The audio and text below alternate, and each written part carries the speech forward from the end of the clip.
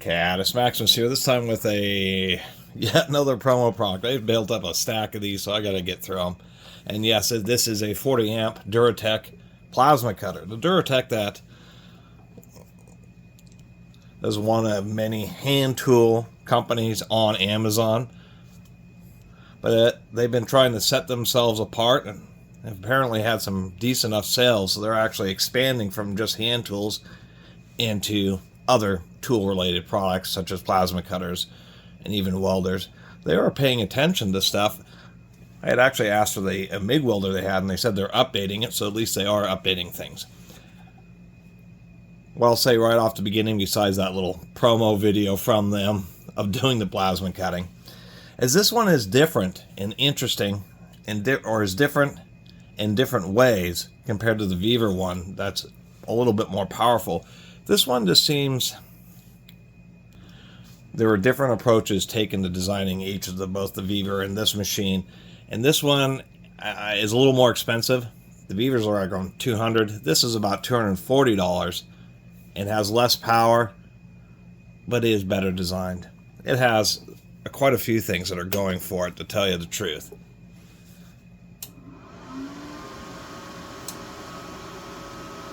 It does have an over temp light. It has an operation light. The Viver doesn't. It has this option, so there's a post cool. So when you release the trigger, I'm not going to pull this while I have it connected, but when you release the trigger, it still blows air for, in this case, 2.5 or 5 seconds, just to provide a little bit of cooling for the tip or for the end of the wand. It has a little more modern design with bumpers on the corner. But one thing that really sets it apart is all these tools are 110 or 120, 240 volt dual voltage, so you can use them at lower power levels under you're supposed to use a 20 amp outlet, and then when you plug them into 240 volts is when you get the full output level. Many of them, what they'll do is when you plug them into 120, they just attempt to pull a whole lot of current from that 120 volt outlet, so if you crank up the amperage, eventually you'll pop a breaker or start a fire or something. This DuraTech is interesting. It actually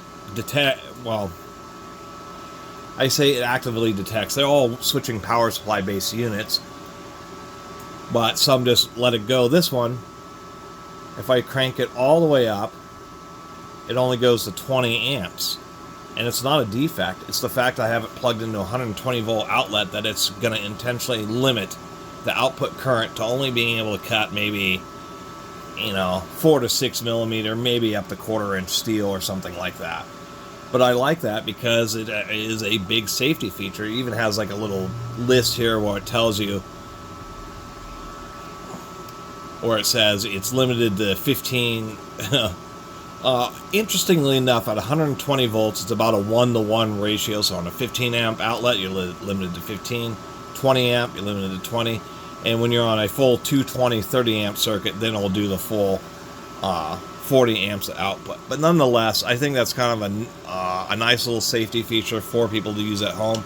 And with plasma cutters, you can cut metal that's a lot thicker than what they're rated for. It's just going to take a long time as you go real slowly trying to get through the material.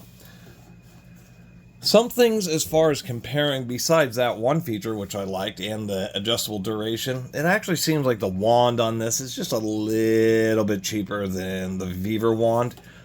All these apparently use all the same type of accessories, and so you can just get plasma cutter electrodes, cup or nozzles, and cups pretty easily off of Amazon. They all have these finger triggers because no spark plasma. Soon as you pull the trigger, it will internally generate a plasma beam, and just the pressure of air is what causes that little blue jet. And then what makes them nice is if you have non-conductive, particularly things like that are painted, that little plasma jet will burn the paint off and then allow it to do its normal plasma cutting operation, which is striking the arc between the wand and the material that you have using the ground plug. The ground plug, the connector itself is actually pretty bad. This is like a jumper cable clamp, where the Viver came with like a welding grade clamp, so I'd recommend upgrading that. But then the connectors on this are actually more expensive than the Viver. This is a little bit heavier duty brass connector. This, where the wand connects, actually has just a nice little cap that covers it when you have it disconnected. Compared to the Viver, it actually has a pretty thick power cord, so it has just a little bit thicker insulation on the power cord. And on the back of the unit, we have a protected switch, or a little dust cover over the switch. And the air pressure regulator came pre-installed, ready to go, even with a standard 1/4-inch air fitting, ready to go. And they're using a regular gauge that reads in PSI, where the Viver had like some really strange gauge on it.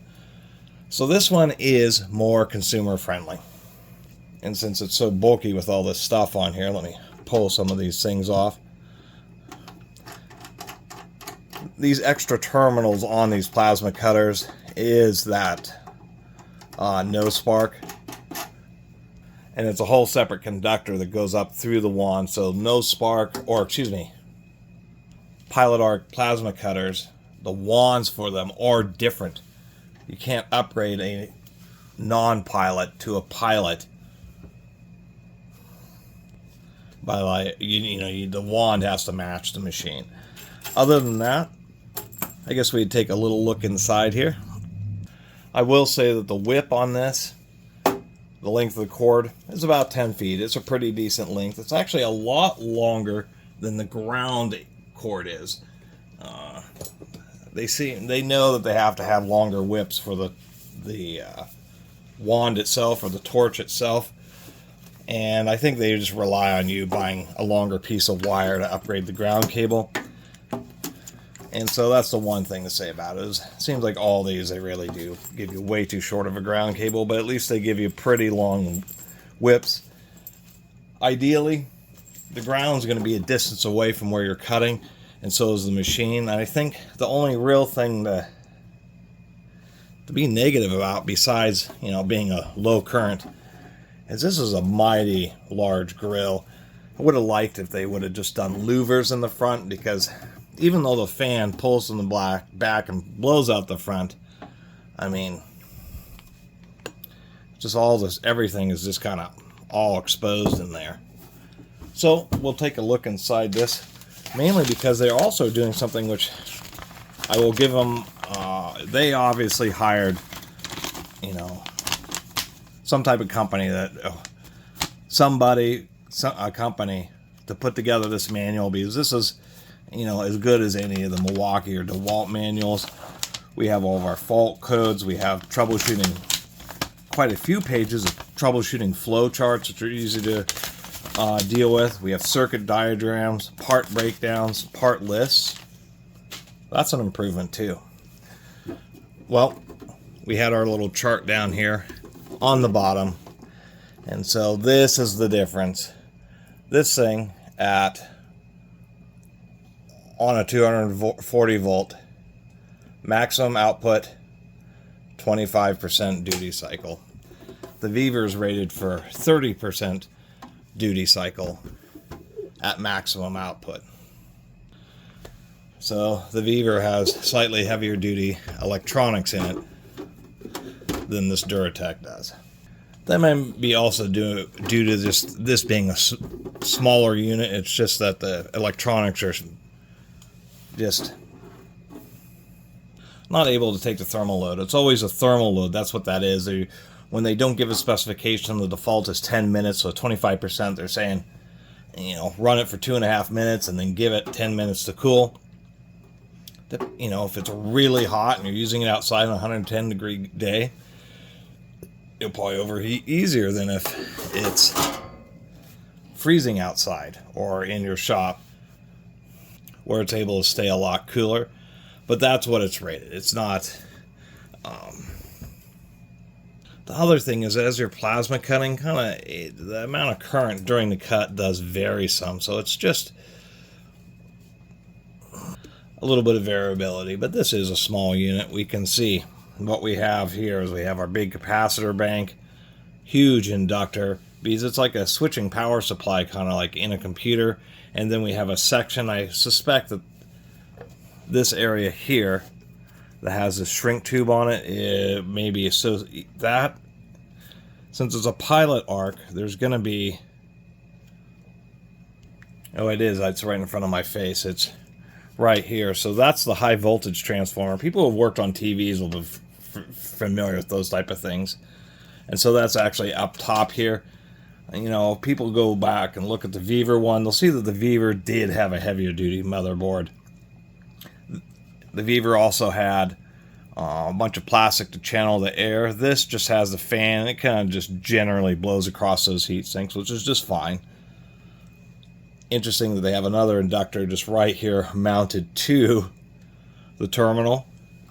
And then to try to make it more compact, they actually have this daughter board. And I'm not entirely sure what that daughter board does. If I can even get this. I got to be careful. I just plugged this in. I do not want to touch the terminals on the back of those capacitors. Those are quite a serious bank.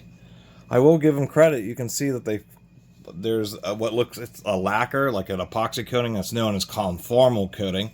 And I'm actually glad to have seen that. That's a little bit forward thinking, since it's going to be in a shop environment, may run into humidity, that they coated this board to prevent that humidity from causing issues. Other than that, not a lot else to say. The only other board is, of course, the big control board in front. We can see a bunch of empty plugs on here, so who knows what other secret functions different models of these may have. But I don't mind the industrial design. I kind of like that it has this upper portion here, so this whole thing is actually reasonably rigid, even without the outer body on it. And it does have smaller components, but it's decent. They have the temperature sensor connected to the heatsink that's furthest away from the fan, which is actually the smart thing to do. I've seen certain devices where they've had the temperature sensor right near the fan, so it kind of artificially thinks it's way cool, where other parts of the unit are totally getting burned up. So that's a smart place to put it. So, not a lot else to say. So I'm going to leave it at that. To tell you the truth, I don't think this thing is too bad. Even though it's 240 bucks, you can often find them for 200 or less with coupon. And I'll have to admit, I like that safety thing. When people, home users, are plugging this in the 120 volt outlets, that's going to reduce, just straight up reduce the fire hazard. The way it limits its out, just actively limits its output rather than just rely on the circuit overloading on other units. Even if the electronics are a little bit lighter duty for a, weekend warrior purpose, I don't think this thing is too bad. Especially when it comes to pretty much set up, ready to go. As I always forget to do at the beginning of videos, the worst thing about the low duty cycle also actually probably matches better with the home user, because plasma cutters, I mean, it's just like one of those air blower things. So unless you have a monster compressor at your house, I mean, I'm talking 5 horsepower with a 100-gallon tank, even a small plasma cutter like this would run it out of air. You can get different orifice sizes for plasma cutters, so you can pay attention to that when you order materials. But for most homeowners and the type of compressors they'll have, they'll only be able to run it about 25% of the time anyway, because they won't have enough airflow. The nice thing is they'll still work, because you can just do a cut, and when you notice the pressure dropping off and it getting really sloppy, you just it gives you a chance for the compressor to come up, unit to cool down, and you can still finish your cut. It just takes a bit more time. That's the real difference between something like this and a small compressor, and you spending $5,000 to $10,000 on industrial grade stuff, a 440 volt plasma cutter and a rotary screw air compressor. Unless you need that kind of performance, it's irrelevant, right? Anyway, thanks for watching.